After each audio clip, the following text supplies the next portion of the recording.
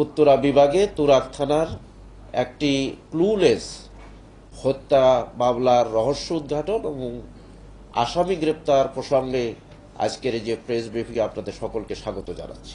গত 17 জানুয়ারি 2025 খ্রিস্টাব্দ তারিখে জনৈক আনোয়ার হোসেন শিকদার এর মিসিংকে কেন্দ্র করে 18 জানুয়ারি 2025 খ্রিস্টাব্দ তুরাগ থানায় একটি মিসিং জিডি হয়।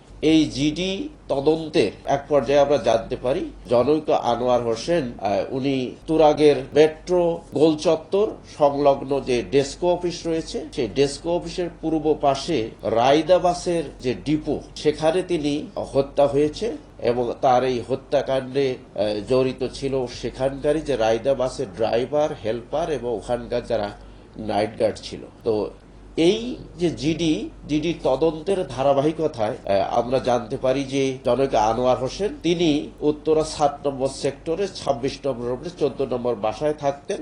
তিনি তার বাড়ি হচ্ছে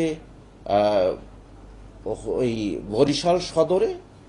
তিনি ঘটনার দিন অর্থাৎ 17 জানুয়ারি 2025 খ্রিস্টাব্দ সকালে 9টার দিকে তিনি বাসা থেকে বেরিয়ে আসেন। বাসা থেকে বেরিয়ে তিনি এই যে বাস ডিপো, রায়দা বাসের বাস ডিপো, তিনি এই বাসটি অপারেশন করতেন। তিনি এই বাসের কিছু বাসের তিনি মালিকও ছিলেন এবং ডিপোতে তিনি পরিচালনা করতেন। সেখানে সকাল 11টার দিকে তার এই হত্যাকাণ্ডের এই ঘটনাটি ঘটে এবং আরো তাদের সাথে যারা ওখানে হেল্পার এবং নাইট গার্ড ছিল প্রায় 5-6 জন মিলে এই হত্যাকাণ্ডটি ঘটিয়েছে।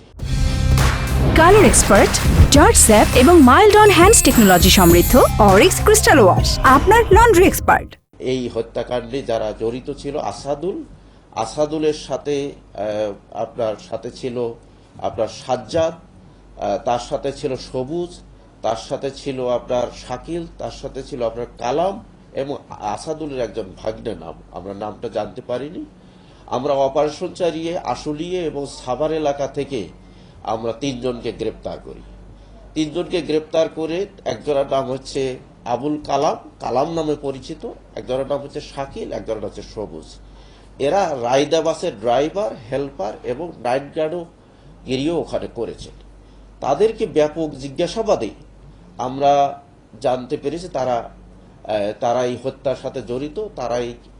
তারা স্বীকার করেছে নিজেদেরকে জড়িত করে, নিজেদের দোষ স্বীকার করে যে তারা এই আনোয়ার হোসেনকে হত্যা করেছে।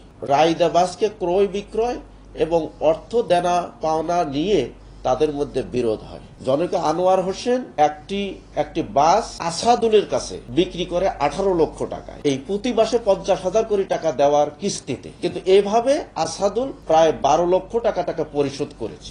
শেষ পর্যায়ে এসে জনৈক আনোয়ার হোসেন, যিনি হত্যাকাণ্ডের শিকার হয়েছেন, আনোয়ার হোসেন শিকদার, তিনি একটা ডেডলাইন দিয়েছেন যে 17 জানুয়ারি 2025 তাকে টাকা দিয়ে দিতে হবে, বাকি টাকা বাসের। যদি না দিতে পারে তাহলে তার বাসটি সে নিয়ে নিবে এবং তার যে আগে 12 লক্ষ টাকা দেওয়া আছে এই 12 লক্ষ টাকা ফরফিট হয়ে যাবে।